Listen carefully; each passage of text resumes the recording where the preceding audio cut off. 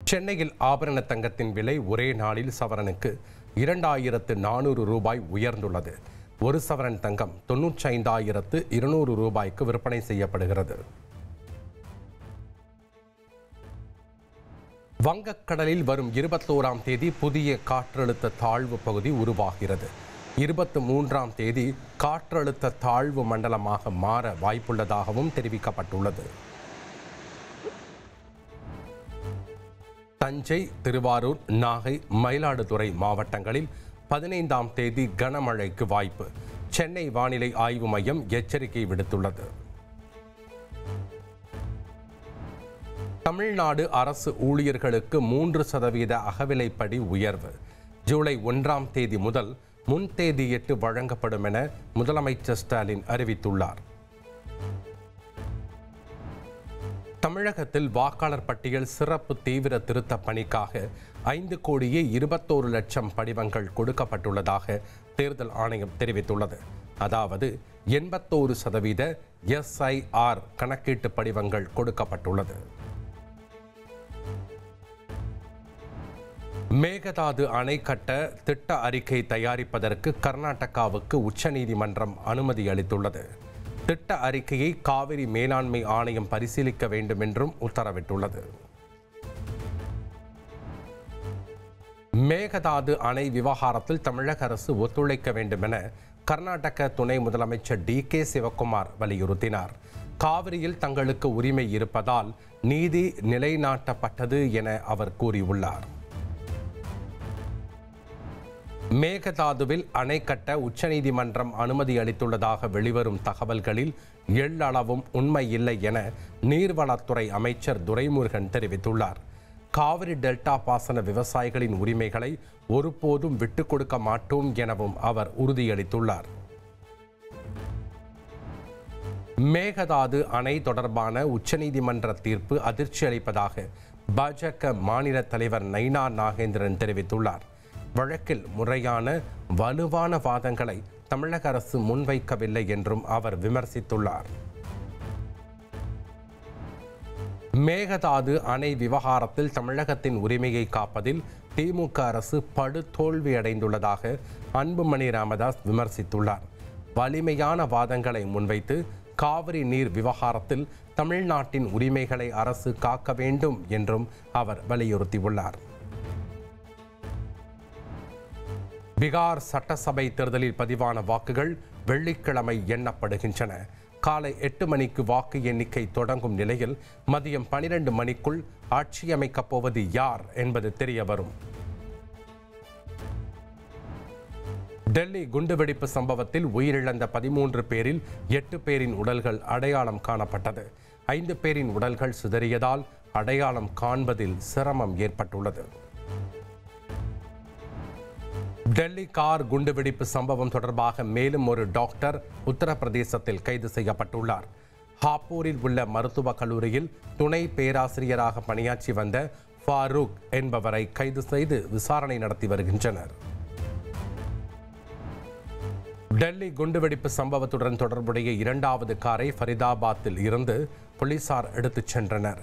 டெல்லி, ஹரியானா, காஷ்மீர் போலீசார் 24 மணி நேரம் நடத்திய தீவிர சோதனைக்கு பிறகு கார் பறிமுதல் செய்யப்பட்டுள்ளது. டெல்லி கார் குண்டுவெடிப்பு சம்பவத்துடன் தொடர்புடைய 3வது காரின் புகைப்படத்தை ஃபரிதாபாத் போலீஸ் வெளியிட்டுள்ளது. ஹரியானா மாநிலம் ஃபரிதாபாத்தில் உள்ள அல்-ஃபலாக் பல்கலையில் கார் கண்டுபிடிக்கப்பட்ட நிலையில் ஜம்மு காஷ்மீர் போலீசார் விசாரணையை தீவிரப்படுத்தியுள்ளனர்.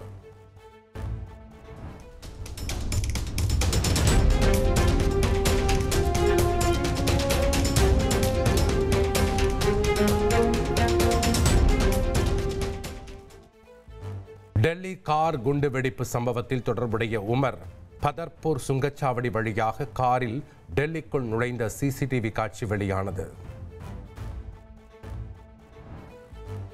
தமிழக சட்டப்பேரவையில் நிறைவேற்றப்பட்ட 3 சட்ட மசோதாக்களுக்கு ஆளுநர் RN ரவி ஒப்புதல் அளித்துள்ளார். உள்ளாட்சி அமைப்பு அதிகாரிகளின் பதவிக்காலத்தை நீட்டிக்கும் சட்ட மசோதா உள்ளிட்டவற்றிற்கு ஒப்புதல் அளிக்கப்பட்டுள்ளது.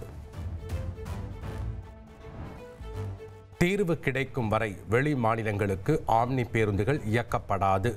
அனைத்து ஆம்னி பேருந்து உரிமையாளர்கள் சங்க தலைவர் அறிவித்துள்ளார்.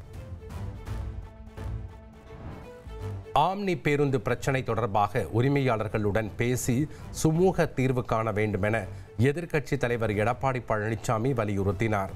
தமிழ்நாட்டில் இருந்து அண்டை மாநிலங்களுக்கு ஆம்னி பேருந்துகள் இயக்கப்படாததால் பயணிகள் அவதியுறுவதாக கூறினார்.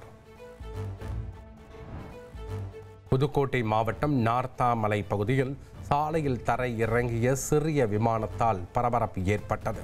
பழுது காரணமாக புதுக்கோட்டை திருச்சி நெடுஞ்சாலையில் தரை இறங்கியது விசாரணையில் தெரிய வந்துள்ளது. கோவையில் அதிமுக பிரமுகரின் மனைவி அவரது கார் ஓட்டுநரால் கொல்லப்பட்ட சம்பவம். விவாகரத்து தர மறுத்ததால் மனைவியை ஓட்டுநரை வைத்து கொலை செய்தது போலீசார் விசாரணையில் அம்பலமான நிலையில் அதிமுக நிர்வாகி கைது. சென்னை விமான நிலையத்தில் 30 கோடி ரூபாய் மதிப்பிலான உயர் ரக கஞ்சா பறிமுதல் செய்யப்பட்டுள்ளது. மலேசியாவில் இருந்து கஞ்சாவை கடத்தி வந்ததாக 2 பெண்கள் உள்பட 3 பேர் கைது செய்யப்பட்டுள்ளனர். ரஜினியை வைத்து இயக்க இருந்த படத்தில் இருந்து சுந்தர் சி விலகினார். கனத்த இதயத்துடன் இந்த முடிவை எடுத்திருப்பதாகவும் தவிர்க்க முடியாத சூழ்நிலையால் படத்தில் இருந்து விலகுவதாகவும் அவர் அறிக்கை வெளியிட்டுள்ளார்.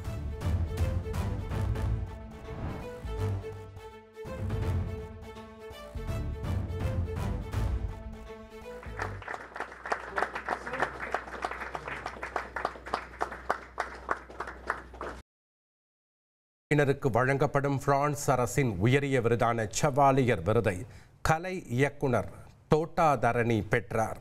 சென்னை நுங்கம்பாக்கத்தில் நடைபெற்ற நிகழ்ச்சியில் பிரான்ஸ் நாட்டின் துணை தூதர் விருது வழங்கி கௌரவித்தார்.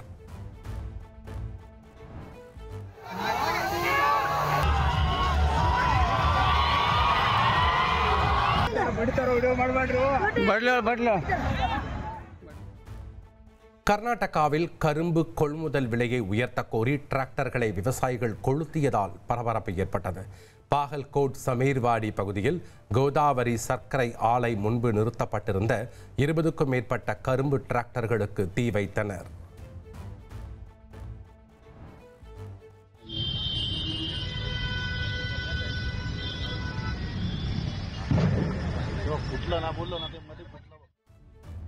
மகாராஷ்டிராவில் லாரி மீது கார் மோதிய விபத்தில் 5 பேர் பரிதாபமாக உயிரிழந்தனர்.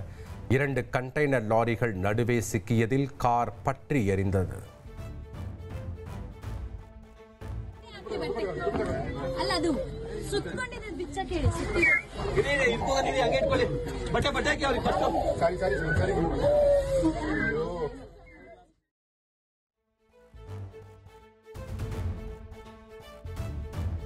பெங்களூரு பன்னேர்கட்டா உயிரியல் பூங்காவில் சஃபாரி வாகனத்தின் மீது பாய்ந்த சிறுத்தையால் பரபரப்பு ஏற்பட்டது. இதில் பெண் சுற்றுலா பயணி ஒருவர் காயமடைந்துள்ளார். இந்தியா மற்றும் ஆப்கானிஸ்தானுடன் இருமுனை போருக்கு தயாராக இருப்பதாக பாகிஸ்தான் பாதுகாப்புத்துறை அமைச்சர் கவாஜா ஆசிப் தெரிவித்துள்ளார். இருமுனை போரில் வெல்ல இறைவன் உதவுவார் என்றும் அவர் கூறினார்.